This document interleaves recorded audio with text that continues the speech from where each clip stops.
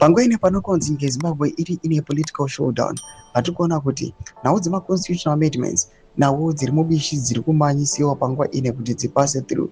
And panguva ine there are some versions tikuona ma dossiers which are leaking, tikuona vana nosivero, they are also warning the people pamusoro pe the firing of my top lieutenants vakaita sana VP Sanochwenga.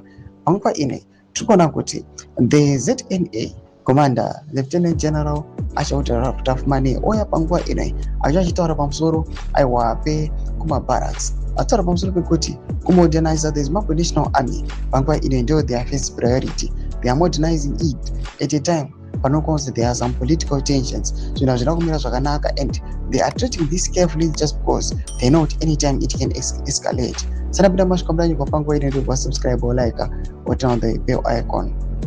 Tipita panguva ine mobile kwa mchenzi. Commander ZNA Lieutenant General Asha Tafumane says modernizing the Zimbabwe National Army remains a top priority to ensure it stays professional, well equipped, and ready to respond to evolving security challenges.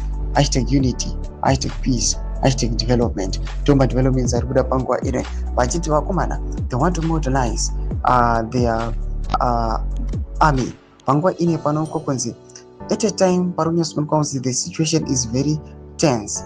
Anytime chinogona kungokala, they want to respond kune any security challenge ingarise against them.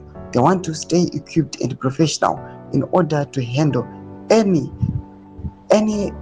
situation inga take place muma barracks mu Zimbabwe, maybe ichinga mobilized on citizens or people from the same party, the ruling party ZANU-PF. Panguva ino they want to modernize, they want to equip themselves, they want to be ready for any escalation ingaitika muZimbabwe.